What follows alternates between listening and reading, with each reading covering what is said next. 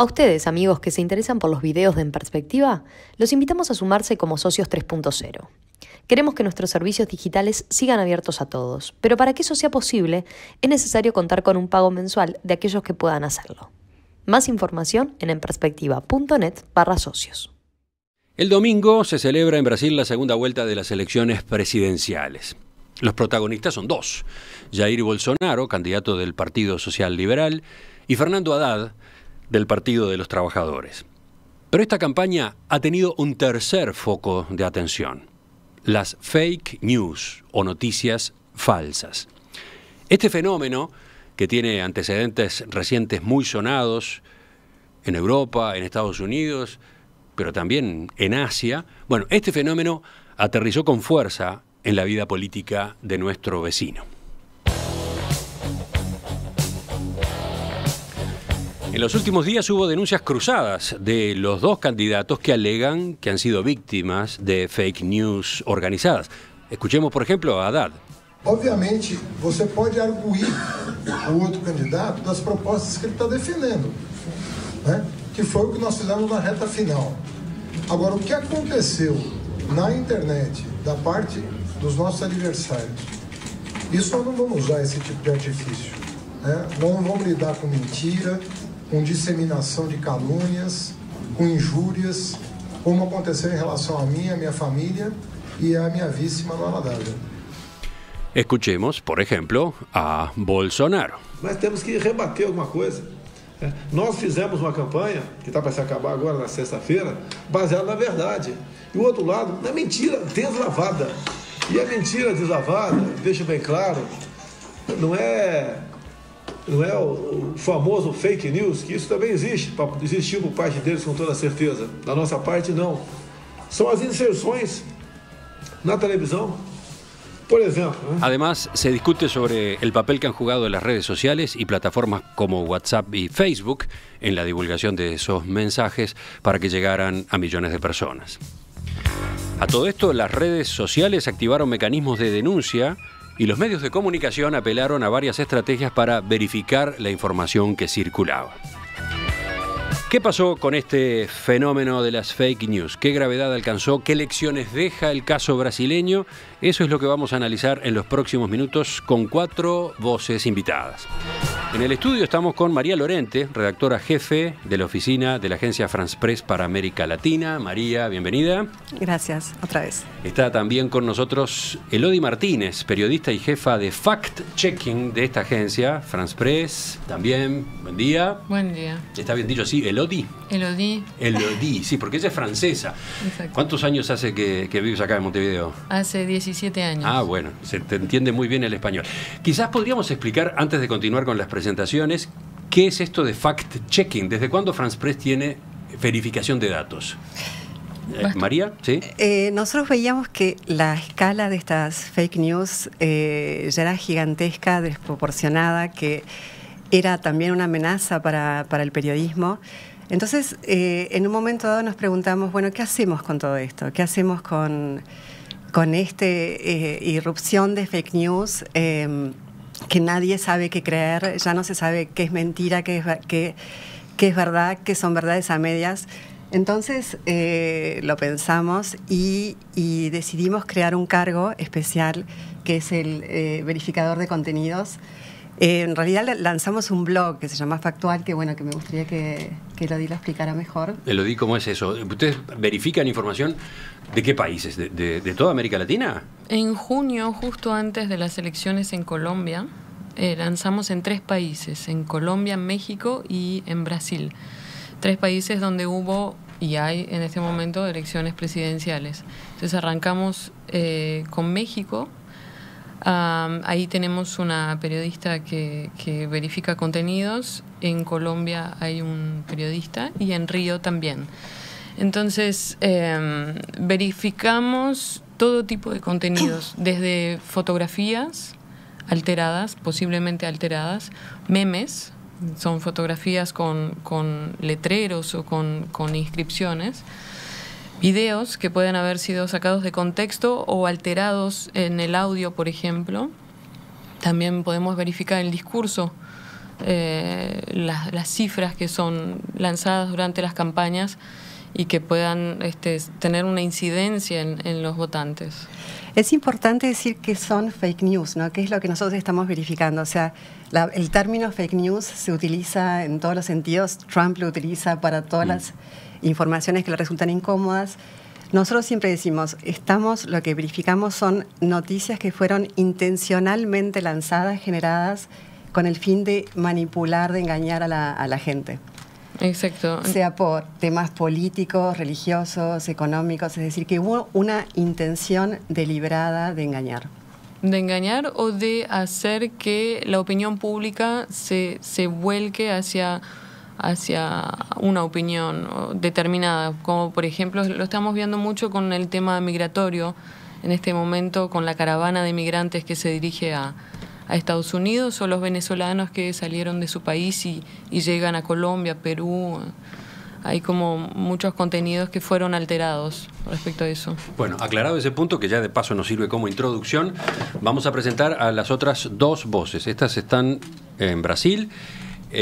Silvia Colombo, vía Skype, periodista brasileña del diario Folha de São Paulo. Buen día, Silvia. Buen día, ¿cómo están? Y también en Brasil, Esteban Israel, director de comunicaciones de Facebook para América Latina, en San Pablo también, ¿verdad?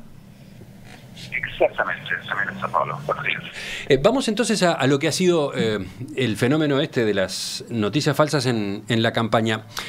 Ha habido denuncias cruzadas, en realidad desde los dos lados, como escuchábamos recién. Ha habido quejas en esta materia. ¿Podrías tú, Silvia, darnos algún detalle en ese sentido? Sí, bueno, sí hubo denuncias cruzadas y también no solo a nivel nacional como a nivel regional, ¿no? El último escándalo que tuvimos acá fue un video sexual supuestamente involucrando al candidato João Doria, que es el puntero para la competencia de la gobernación de São Paulo, ¿no? Entonces hasta ahora se está evaluando si el contenido del video es verdadero o falso, algo que no tiene nada que ver con política, ¿no? Pero que repercute mucho porque es un video de una supuesta orgía. Es interesante lo que estás marcando, ¿no? Que este fenómeno también se instaló en las campañas estaduales, no solo en la campaña por la presidencia, ¿no? Sí. Y bueno, a nivel nacional está la pelea principal ahí entre el PT y Bolsonaro. Y bueno, hay fake news al respecto de todo, ¿no? Desde, por ejemplo, las motivaciones del tipo que acuchilló, ¿no? Que hizo un ataque a la vida de Bolsonaro, que muchos bolsonaristas dicen que es gente del PT, que es gente de la izquierda. Por otro lado, hay muchos ataques a la figura de Fernando Haddad, por ejemplo, varios memes diciendo que él es el inventor de un llamado kit gay, que es algo que nunca existió, la verdad. Eso es vamos a aclarar, kit gay, ¿no? Sí, eso es una polémica que empezó cuando Dilma Rousseff intentó distribuir en las escuelas de Brasil una cartilla, un panfleto para explicar a los niños que no había que discriminar ni por raza, ni por religión, ni por opción sexual. Y era una cartilla, un panfleto aprobado, un material escolar aprobado por especialistas, por expertos. No había nada malo con eso, pero la campaña de Jair Bolsonaro salió diseminando la idea de que eso enseñaba a los niños a ser homosexuales y que eso estaba mal porque eso iba en contra de la familia brasileña y todo eso, y eso tuvo inmensa repercusión entre la clase media más religiosa principalmente y todo eso. Sí, los evangelistas también. A la imagen de Haddad. ¿Cómo? Los evangelistas usaron sobre todo esa... Sí, no, y hay de todo ahí con relación a eso. Incluso hay un meme usando la foto de Haddad el día que defendió su tesis de doctorado, y él está agarrando su tesis y ahí se dice, acá está la tesis de Haddad que es sobre sexo entre padres e hijos. Y esas cosas se difunden entre las redes principalmente WhatsApp, que la gente tiene muchos grupos en Brasil. No sé cómo será en Uruguay. No, en Uruguay también. En Uruguay también, pero parece que esa es una diferencia entre Brasil y Estados Unidos, por ejemplo, ¿no? Donde también las fake news fueron protagonistas, pienso en la última campaña, la del año 2016, pero no con WhatsApp como canal principal, ¿no? No, WhatsApp en Estados Unidos no es tan común como en Brasil. En Brasil así la gente tiene 5, 6, 10, 20 grupos. Puede ser grupo de familia, grupos políticos, grupos de amigos de escuela, que a veces tienen 300, 400 personas. Entonces basta con un detonador que conozca a gente que tiene algunos de esos grupos y la imagen, la fake news o el mensaje se difunde así de una manera muy rápida. Y es dificilísimo parar eso con periodismo, porque el periodismo usa los mecanismos tradicionales, ¿no? María. No, que además WhatsApp las conversaciones, los grupos son cifrados, encriptados, y eso significa que haya mucho menos control, ¿no? De lo que, de la información que está filtrándose, compartiéndose en WhatsApp. Una pregunta más para ti, Silvia, antes de continuar escuchando voces. Claro. Mencionabas algunos ejemplos y aludiste ahí, por ejemplo, al caso del apuñalamiento de Bolsonaro en cuanto a de qué filiación política sería el agresor. Pero el propio apuñalamiento fue objeto de una campaña de desinformación, también, ¿no? Hubo también, cantidad de videos para demostrar que en realidad eso había sido fraguado, ¿no? Sí. De la parte de la izquierda, ¿no? De los grupos de izquierda se decía que no había ataque, porque el tipo de apuñalamiento que sufrió Bolsonaro es uno que no deja mucho, no es que el tipo sangre demasiado, ¿no? El sangramiento es para adentro. Incluso fueron a escuchar a médicos que dijeron que no, ese tipo de cosas, las peores consecuencias están adentro del cuerpo de la persona, no afuera. Entonces, por ese motivo, mucha gente creía, no, eso no fue una cuchillada. El tipo no lo acuchilló de verdad porque no vimos sangre. Y ahí hubo un montón de tesis alrededor de eso y obviamente era todo mentira porque el tipo de verdad sufrió 2 intervenciones quirúrgicas, estuvo internado muchos días y todavía sigue con limitaciones. Pero en un primer momento sí, y el otro lado decía que el tipo era un fanático del PSOL, que es un partido a la izquierda que muchas veces hace alianza con el PT, pero que tampoco se comprobaba. Él había sido filiado hace muchos años y sus motivaciones hasta ahora no están muy claras. Y eso dio más espacio para que la gente dijera de todo, ¿no? Que era de un lado, de otro, que no había sido, en fin. Esta pregunta es bien difícil, pero voy a pedir una respuesta bien breve. ¿Hay forma de concluir cuál de los 2 candidatos usó más noticias falsas? No sé, yo creo que el tema de las... voy a intentar responder rápido. El tema del uso de las redes de WhatsApp lo usó más Bolsonaro. Y eso incluso salió en una nota de Folha que fue publicada la semana pasada de una colega mía, Patricia Campos Melo, que mostraba que muchas de ellas incluso fueron pagadas con contratos a empresas que son especializadas en distribuir contenido, dicen, ¿no? Y la verdad eso es disparar mensajes a la mayor cantidad más de grupos de WhatsApp posibles. O sea, yo creo que la campaña de Bolsonaro lo usó de forma más sistemática, incluso ilegal, se lo está investigando. Sí, ustedes en Folia difundieron una denuncia que ha sido parte de la campaña también. Sí, ha sido la principal noticia de las últimas semanas y algunos especialistas dicen incluso que es lo que está impactando ahora en los números de las encuestas, ¿no? Porque ha habido una disminución bastante significativa entre los 2 candidatos. Aún no suficiente quizá para cambiar el resultado, pero bajó mucho y tiene que ver con el desgaste causado por esa noticia. La denuncia era que un grupo de empresarios cercanos a Bolsonaro estaban financiando varias de esas campañas de noticias falsas, con lo cual incluso podría haber una ilegalidad en cuanto al financiamiento de su campaña, ¿no? Exacto, incluso el PT y el PDT, que son los partidos más involucrados, ahí el segundo y el tercer puesto en la corrida, están intentando impugnar la candidatura de la fórmula de Bolsonaro. Pero la justicia es muy lenta en este caso, aunque se llega a una investigación más adelante, eso va a ser después de las elecciones. Vamos ahora a Esteban Israel, que, repito, es director de comunicaciones de Facebook para América Latina. Bueno, Facebook, ¿qué papel ha jugado? ¿Cómo se ha plantado en este caso de la campaña electoral brasileña? Algunos dicen que era como una prueba de fuego para esta red social, teniendo en cuenta el antecedente grave de la campaña electoral de Estados Unidos, aquello de las maniobras llevadas a cabo por Cambridge Analytica, etcétera. Bueno, digamos que en los últimos 2 años aprendimos mucho. Aprendimos en elecciones en otros países, en varios países de Europa, de las elecciones de Estados Unidos también en el 2016. Y claramente Brasil, digamos, es una de las mayores democracias del mundo. Es una elección que tomamos muy en serio, pero me gustaría aclarar, digamos, que el trabajo que hacemos o nuestra preocupación por reducir la distribución de noticias de baja calidad o falsas en Facebook no se limita a las elecciones. Es decir, las personas usan Facebook para conversar sobre los grandes temas. En este caso, claramente la elección es una conversación que está ocurriendo fuertemente en Facebook. Y queremos que la información que las personas encuentren sea de buena calidad.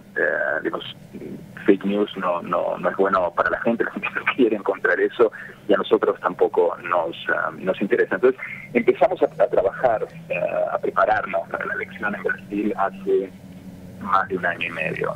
Es un trabajo sistemático que venimos haciendo y básicamente en 3 frentes. El primero es reducir la información de mala calidad, las noticias falsas, y eso lo hacemos principalmente de 2 formas. Una, destruyendo los incentivos económicos que hay muchas veces atrás de estas noticias falsas, donde con frecuencia en el caso de Facebook, sos llevado a una página, ¿no? Te presentan un link que te lleva a una página fuera de Facebook donde te exponen a publicidad y monetizan a la gente de esa forma. Entonces estamos usando inteligencia artificial y otras tecnologías para eliminar eso.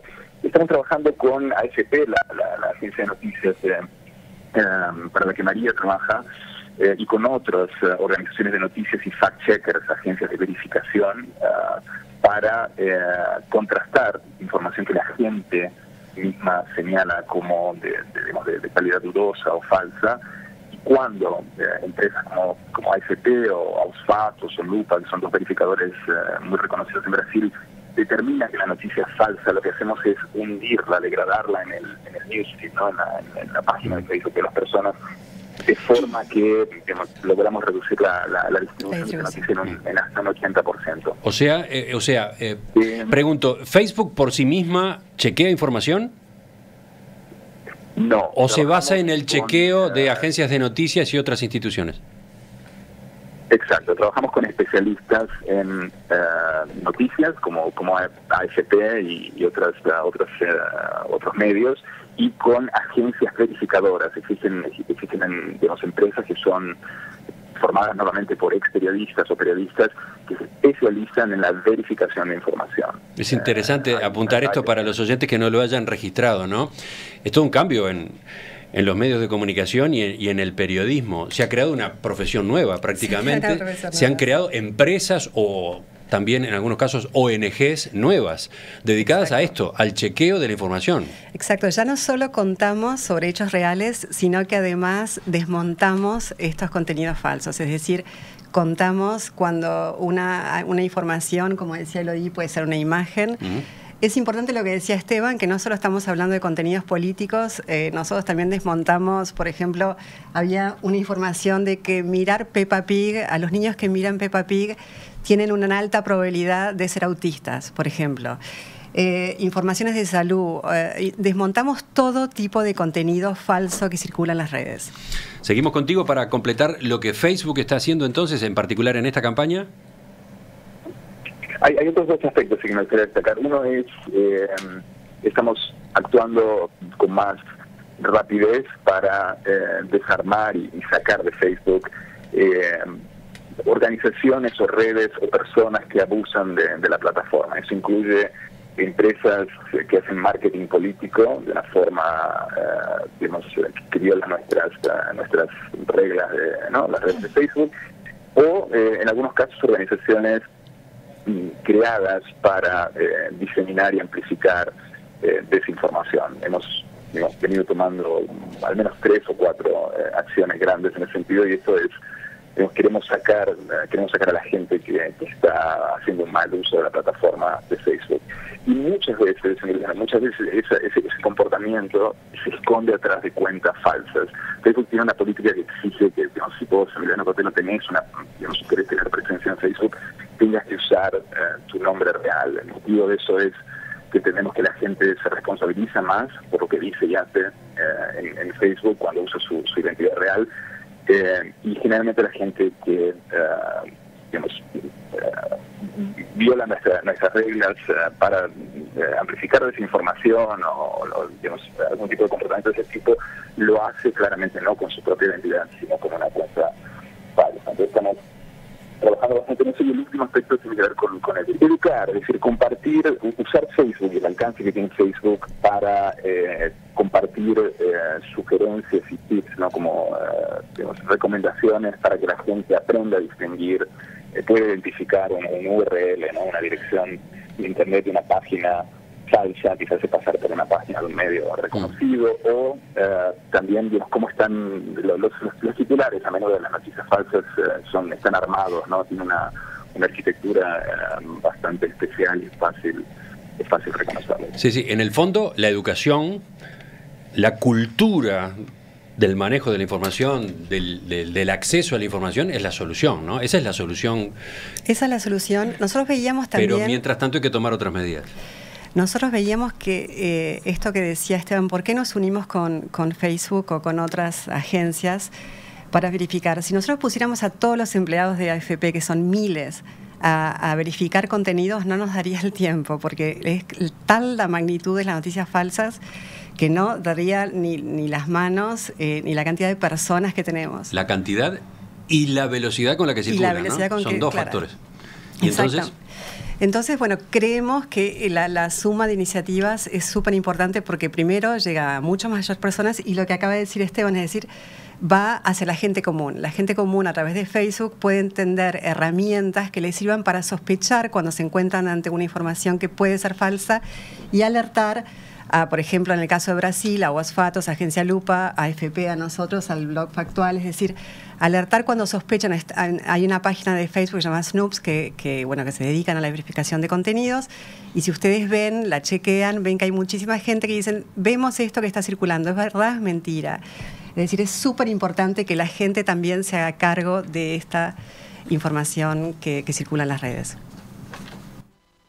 Nos acompañan aquí en estudios María Lorente, redactora jefe de la agencia France Press para América Latina; Elodie Martínez, periodista también de France Press, jefa de verificación de datos de esa agencia; y a distancia, en Brasil, Silvia Colombo, periodista del diario Folha de São Paulo, columnista además del New York Times; y Esteban Israel, director de comunicaciones de Facebook para América Latina. Vuelvo a Brasil, justamente. Silvia, dos preguntas en una. ¿Las noticias falsas han tenido impacto efectivamente? ¿Han perjudicado a uno o a otro de los candidatos? Y por otro lado, me gustaría saber qué incidencia tiene la verificación de noticias, ¿no? Pero empecemos con lo otro.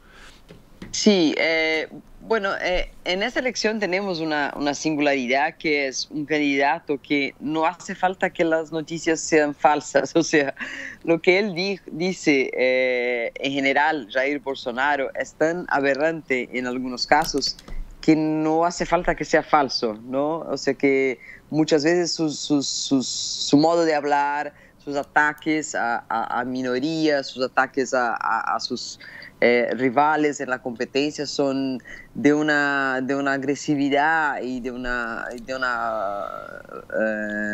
leviandad así bastante fuertes. No hace falta que sea falso, pero sí que se difunda mucho, ¿no? Y eso es la base de su campaña, ¿no? Pero aparte de eso, sí, las noticias falsas han tenido impacto, ¿no? Principalmente en contra de las candidaturas de izquierda, que son asociadas con eso, ¿no? Con la ideología, la llamada ideología de género, la idea de que van a volver a poner Brasil en el camino de ser una Venezuela, cosas así, que lugares comunes que la gente cree con mucha facilidad, ¿no?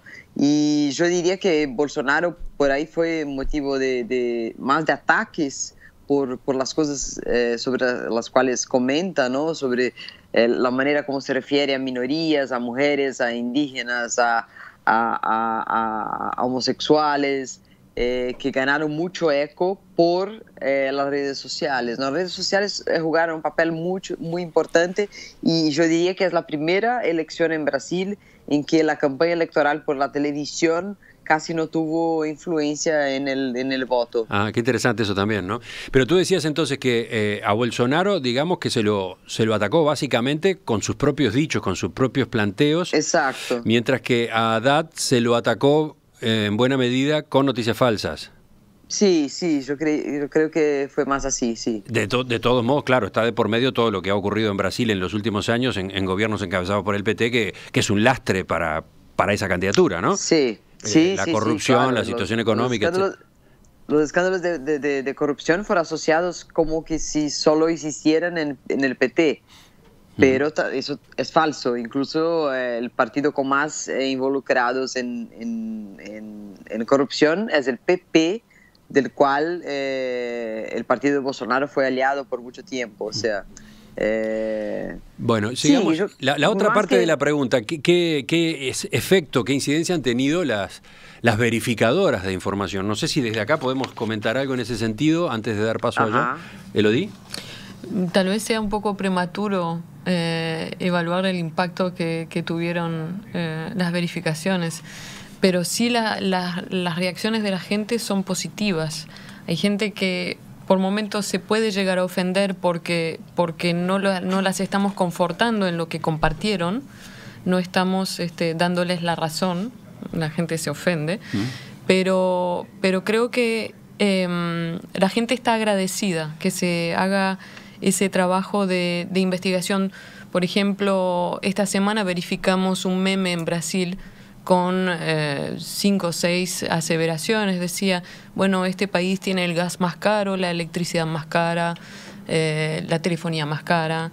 Eso es lo que quieren de vuelta con un gobierno del PT. Entonces, esto nos tomó varios días verificar punto por punto si durante los gobiernos del PT fue efectivamente el país que tuvo los gastos más caros, los precios más caros en energías y eso. Y era falso, todo falso. De todas maneras, hay pocos estudios que arrojen ya qué impacto tiene en el electorado digamos, el alcance de las noticias falsas, ¿no? Lo que se sabe es que generalmente la gente comparte cosas que confirmen sus creencias. Entonces, en el caso de, por ejemplo, lo que hablamos de noticias falsas que tengan que ver con notaciones raciales, bueno, se comparte entre gente que confirme esa creencia, lo mismo que sea gente de derecha. Y eso se vio en el caso de la elección de 2016 con el único estudio que hay, que se decía que, bueno, que las filas de Trump, los republicanos más conservadores, eran los que compartían ese tipo de contenidos. Vamos ahora con Esteban. De esta pregunta que yo hacía, ¿qué puedes aportar tú? ¿Cuál es el impacto? ¿Cómo lo ven desde allá adentro? ¿La verificación de noticias ha servido? ¿Ha tenido alguna consecuencia en la gente? Yo creo que sí, quizás más que la gente, digamos, ha mejorado, ha contribuido, y es una opinión, como decía María, es una opinión preliminar porque todavía es pronto, estamos, digamos, a 2 días de la elección y sí creo que vamos a saber más en los próximos meses, pero contribuyó sí a mejorar la calidad de la información. Y de vuelta, me gustaría poner esto en una perspectiva más amplia que las elecciones. Las noticias falsas o la desinformación no es un fenómeno que empezó en el 2016 con las elecciones de Estados Unidos, han sido un poco parte de la discusión y de la dinámica de la política por mucho tiempo. Hay sí una responsabilidad cantidad grande de empresas como Facebook por hacer todo lo posible por solucionar esto, por reducir la calidad de la información. Yo creo que la verificación por empresas que tienen décadas, en el caso de AFP entiendo que mucho más de histórico, ¿no? Y de experiencia haciendo un periodismo de buena calidad, eso ayuda no solo a reducir el volumen de desinformación, sino también a educar un poco a la gente sobre lo que es información de buena calidad y lo que es desinformación. Yo creo que hay que ver esto también más en el largo plazo, ¿no? Y cuando lleguen las elecciones en Uruguay vamos a haber aprendido, creo que mucho también de Brasil, de las elecciones legislativas ahora en Estados Unidos y de otros procesos electorales, y progresivamente vamos a estar en una mejor posición. Yo siento, y de vuelta es un poco anecdótico, que hoy estamos en un lugar, en relación a Facebook, que al menos estamos en un lugar más firme, en un mejor lugar del que estuvimos en el pasado. Preguntan desde la audiencia, porque hay varios mensajes, el asunto interesa, cosas como esta. José quiere saber, los que desmontan noticias, los que verifican, entre comillas, ¿qué son? ¿Censores, jueces? ¿Por qué se toman esas atribuciones? ¿Quién se las dio? Flor de debate también, ¿no? Bueno, ese es una de los principales problemas. Cuando uno empieza a verificar contenidos, la pregunta es ¿quién es uno? ¿Por qué nosotros, AFP en este caso, por qué nos tienen que creer a nosotros? Y incluso hay mucha gente que dice, bueno, ahora hay que empezar a verificar a los que verifican contenidos. Hay una red de cooperación internacional que establece una serie de principios. Nosotros estamos suscritos a ellos. De hecho, para ser socios de Facebook se llama IF100, tenemos que estar suscritos a esta red que establece una especie de códigos de principios básicos y que nosotros los decimos claramente y los cumplimos, los tratamos de cumplir. Lo principal es la transparencia, es decir, transparencia en el método, cómo comprobamos información, cómo la desmontamos, transparencia también en la corrección, transparencia en las fuentes, quiénes son nuestros clientes, es decir, que haya una transparencia total de nuestro blog factual. Eso es absolutamente importantísimo. Eso está todo abierto en el caso del blog de France Press. Todo abierto, las identidades de quienes participan, excepto por casos de peligro para su vida en algunos países. Pero todo, digamos, ponemos a disposición del lector todas las herramientas con las que nosotros trabajamos, que suelen ser herramientas abiertas.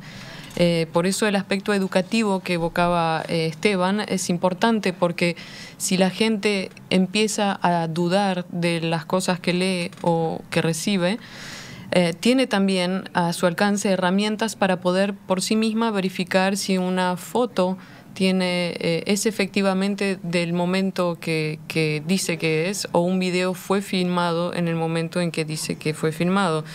Estas herramientas, si entran al blog factual y leen cualquiera de nuestros artículos, van a poder ver el nombre y descargárselas y entender cómo trabajamos. Vuelvo para ya ir cerrando a Silvia Colombo de Folia de San Pablo. A propósito de este trabajo, ¿no? Porque mencionaba Esteban, de qué manera lo encaró Facebook, apoyándose en instituciones, en organismos, en medios que han trabajado en la verificación de información, pero hubo otras iniciativas, ¿no? Por ejemplo, la Policía Federal, el Supremo Tribunal Electoral y grupos de medios de comunicación. Todas esas instancias han trabajado en esto de la verificación, ¿está bien? Sí, bueno, en Brasil tenemos también algunas agencias verificadoras, los diarios trabajan junto a ellas. También algunas instituciones se preocuparon con la diseminación de calumnias, de noticias falsas, pero yo creo que, como estaban diciendo ahí en la mesa, la gente también sabe un poco, ¿no? En qué confiar o no y por qué dar credibilidad a cosas que le hacen bien escuchar, ¿no? Pero que sabe que no son verdad, ¿no? Yo creo que es un momento difícil, es un momento de desafíos para el periodismo, pero el que gana es el periodismo al final, porque queda claro que lo que da credibilidad a una información es que la fuente sea segura, ¿no? Sí. Y los medios tradicionales son aquellos que hacen la verificación. Eso de chequear fake news, la verdad es que es el buen periodismo. Sí, ¿no? pero la pregunta es si el conjunto de la población llega efectivamente a acceder a esa verificación, ¿no? Mira, no, en Brasil el lectorado de diarios y mismo de otros medios es muy limitado, ¿no? Yo creo que las redes sociales ganaron espacio ahí a donde nosotros no llegamos, ¿no? Entonces sí hubo un impacto. Todavía el teléfono inteligente está distribuido masivamente en Brasil y ¿Cómo? es que el teléfono inteligente, el celular, está distribuido masivamente, con su conexión a internet incluso, y es por esa vía entonces que el grueso de la población termina informándose. Sí, eso todavía no sabemos cómo resolver ese tema, porque de verdad es mucho más fácil que una noticia se propague por esas vías, por redes sociales, por WhatsApp, que por medio de diarios que son chequeados, que tienen la credibilidad del buen periodismo que hacen, ¿no? Así que ese es el desafío en ese momento en Brasil, que es un país con el electorado muy bajo. Si uno compara con Argentina, con Uruguay, con Chile, la gente que lee buenos productos periodísticos es en número muy reducido proporcionalmente. María, ¿cerramos contigo? No, por eso es importantísimo involucrar a las redes sociales, es decir, por un lado están los medios y es verdad, es muy importante lo que decía Silvia de que las fake news van a salvar al periodismo de calidad. Por ejemplo, pasa un atentado, cualquier tipo de información, salen rumores. Es importante que, por ejemplo, la gente vaya a la página de Perspectiva, en este caso, para saber qué es lo que está diciendo, que vayan a AFP, que vayan a los medios serios y creíbles.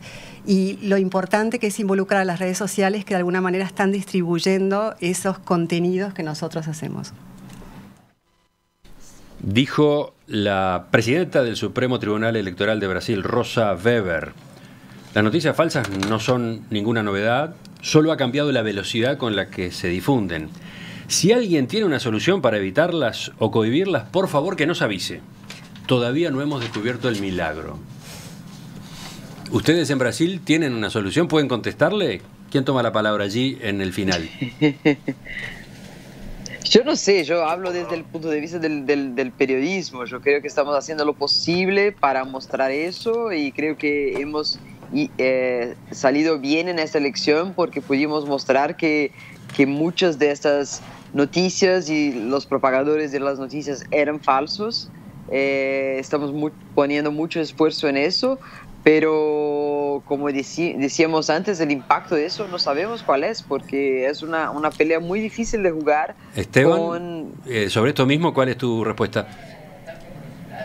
Yo creo que no hay un silver bullet, como dicen en inglés, o un milagro, como decía Rosa Weber. Yo creo que es simplemente un trabajo constante y que involucra tanto empresas como Facebook, como a organizaciones periodísticas como Folia, AFP y otros, y a la gente. Es un proceso de educación que tiene que seguramente también ir mucho más abajo y comenzar en las escuelas, por ejemplo. Esteban Israel, La gente director de comunicaciones de Facebook para América Latina, Silvia Colombo, periodista de Folia, de San Pablo, acá en estudios María Lorente y Elodie Martínez de la agencia France Press. Gracias a todos por esta contribución al análisis y la reflexión. El tema queda abierto, ¿eh? Gracias por la invitación. Lo encaramos de nuevo en cualquier momento. Buen día a todos.